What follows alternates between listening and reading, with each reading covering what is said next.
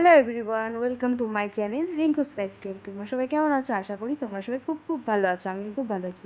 তো এই ব্লগটা হলো আমার জন্মদিনের ব্লগ। তো কিছুদিন আগে আমার জন্মদিন চলে গিয়েছে, 17ই এপ্রিল।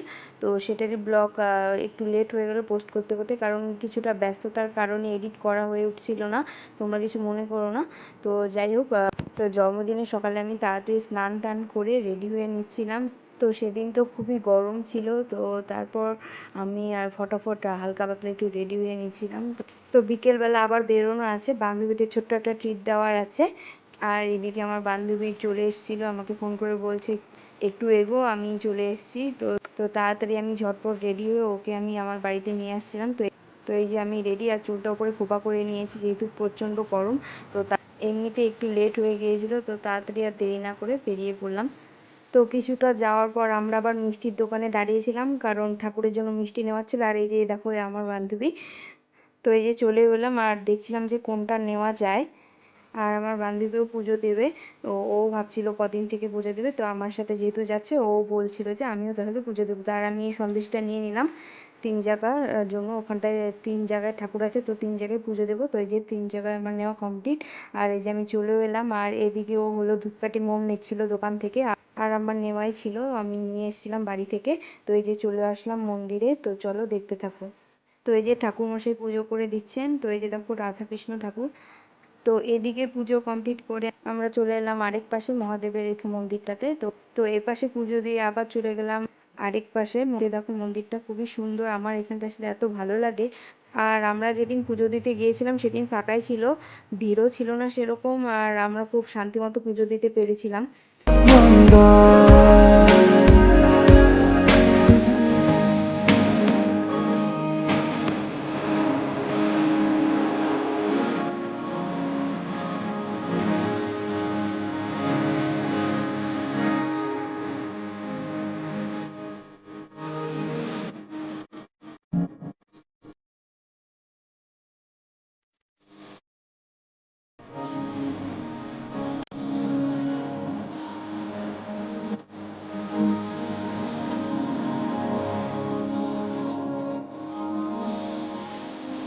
তো পুজো দেওয়া আমাদের দুজনেরই শেষ। তো পুজো টুজো দিয়ে আমরা এবার কি করবো ভাবছিলাম। তো আমাদের বাড়ি যেহেতু যাওয়ার অতটা তাড়া ছিল না, তাই আমরা আবার কিছুটা ওখানে বসে সময় কাটাচ্ছিলাম। তো খুবই ভালো লাগছিল। তো এখানে একটা নদীও আছে, আর এই নদীর আশপাশটা আমরা ঘোরাঘুরি করছিলাম এখানটায়। তারপর আমরা দুজন মিলে কিছু ভিডিও করছিলাম। তো ভিডিও করতে করতে দেখো এই কি অবস্থা হয়ে গেছে, ও ক্যামেরা থেকে বেরিয়ে চলে গেছে। তো এরকমই কিছু ভিডিও আমরা করেছিলাম। তো ভিডিও করার পর আমরা কিছুক্ষণ বসে গল্প করছিলাম দুজন মিলে। তো আমাদের যে কত গল্প আর শেষই হচ্ছিল না। তো গল্প করার পর কিছু, যেহেতু সকালে খেয়ে আসিনি তো প্রচণ্ড খিদে পেয়ে গেছিলো। তো তারপর আমরা বেরিয়ে যাই সেখান থেকে। তো বেরিয়ে গিয়ে অনেকটাই গরম ছিল, তা ভাবলাম আইসক্রিম খাওয়া যাক। তো একটা দোকানে দাঁড়িয়ে আমরা দুজন মিলে আইসক্রিম খেয়ে নিলাম। তো খুবই গরম ছিল সেদিন, মারাত্মক। আর এদিকে আমি ওকে বলছি আইসক্রিমটা খা, আমি তো ট্রিট নিচ্ছি। আর ওইদিকে হাসছিল বেচারা, লজ্জা পেয়ে খেতেই পারছিল না ঠিক মতো। তো তারপর ফোনটাকে আমি রেখে আমরা দুজন কিছুটা সেখানে দাঁড়িয়ে আইসক্রিমটা খেয়ে নিলাম। তো খেয়ে তাড়াতাড়ি করে বাড়ি চলে আসলাম। তো বাড়ি চলে এসেই ফ্রেশ হয়ে খেতে বসে পড়েছিলাম। তো সেদিন দুপুরে ছিল মাছের ঝোল আর মুড়িঘণ্ট করেছিল মা। তো সেটা দিয়ে দুপুরে খাওয়া দাওয়া কমপ্লিট করে ঘুমিয়েছিলাম কিছুক্ষণ। তো ঘুমিয়ে বিকেলবেলা আবার রেডি হয়ে গিয়েছিলাম। তো এবার যাব বান্ধবীদের ট্রিট দিতে। তো এই যে চলেও এসেছে দুজন। তো তারপর আমরা সবাই মিলে বেরিয়ে পড়ি। তো আরেকজনও যাবে। আর আমাকে কেমন লাগছে অবশ্যই কমেন্ট করে জানিও। তো তারপর কিছুটা এগিয়ে আমরা আরেকজনকে রাস্তা থেকে তুলে নিলাম। আর সেদিন কি হয়েছিল জানো না? তো সেদিন আমার ক্যান্ডেল আর ফ্ল্যাশ লাইট বার্থডে সেলিব্রেশন হয়েছিল বলতে পারো।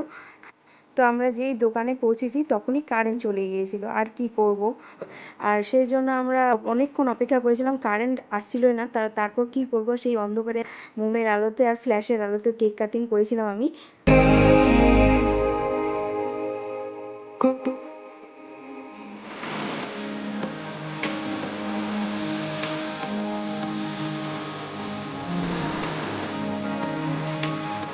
তো কেক কেটে সবাইকে খাইয়ে দিলাম। তো তার কিছুক্ষণ পরে জানো তো কারেন্ট চলে এসেছিল। তো এই দেখো কারেন্ট চলে এসেছে তখন। আর আমার বান্ধবীদের সেলফি তুলতে ব্যস্ত, আর কি করব।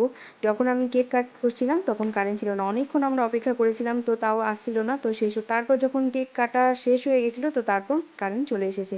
আর এই যে আমাদের খাওয়াও চলে এসেছে। তো খাওয়া দাওয়া কমপ্লিট করে আমরা দোকান থেকে বেরিয়ে যাই। আর এই যে দেখো দুজন, আর আরেকজন তো ফোনেই ব্যস্ত। তো তারপর আমরা সেখান থেকে বেরিয়ে পড়ি। তো বাড়ি গিয়ে আবার সেলিব্রেশন হয়েছিল। আর দিদি দাদারা যেহেতু এখানটাতে থাকে না, কাজের জন্য কোচবিহারে থাকে, সেদিন ওরা বিকেল বিকেল চলে এসেছিল। তো যে আগেই আসার কথা ছিল, কারণ কাজের জন্য দেরি হয়ে গেছে আসতে। তো এসে আমি তাড়াতাড়ি করে রেডি হয়ে নিয়েছি। আর এদিকে দেখো আমি কেক কাটছি আর আমাকে ভূত করে দিচ্ছে স্প্রে দিয়ে। তো কেক কাটার পর সবাইকে এক এক করে খাইয়ে দিলাম। তো এবারের জন্মদিনটা তো আমার এভাবেই কাটলো। তো পুরো ব্লগটা কেমন লাগলো অবশ্যই আমাকে কমেন্ট করে জানিও। যদি ভালো লেগে থাকে অবশ্যই একটা লাইক করে দিও, আর আমার চ্যানেলটাকে সাবস্ক্রাইব করে দিও যারা যারা নতুন দেখছো। তো আর এবারের বার্থডে কেক জানো তো আমিই বানিয়েছিলাম, কারণ তোমরা যেহেতু সবাই জানো আমি একজন হোম বেকার। তো আমি কেক বানাই। তো আমার পছন্দ মতো আমি একটা কেক বানিয়েছিলাম বাড়িতেই। তো সবাইকে খাইয়ে দেওয়ার পর দেখো জিজু আমার সাথে কি শুরু করেছিল, ট্রে দিয়ে একেবারে ভূত করে দিয়েছিল, দুটোর অবস্থা কী হয়েছে। তো তারপর শেষে রাত্রে আমরা খাওয়া দাওয়া করে নিলাম মুড়ি ঘন্ট, মাছের ঝোল আর মাটন দিয়ে। তো খাওয়া দাওয়া কমপ্লিট করে আমি জিজুকে বলছিলাম যে আমাকে একটা ভিডিও করে দাও, আর সেই ভিডিওটা তখন ইনস্টাতে খুবই ট্রেন্ডিং চলছিল। তো সেই ভিডিওটা আমার শর্টসে তোমরা দেখতে পেয়ে যাবে। তো আজকে ব্লগটা কেমন লাগলো অবশ্যই কমেন্ট করে জানিও। তো পুরোটাই শেয়ার করলাম আমার বাড়িতে ব্লগ। তো দেখা হচ্ছে নেক্সট কোনো ব্লগে। তো ততক্ষণের জন্য বাই সবাইকে।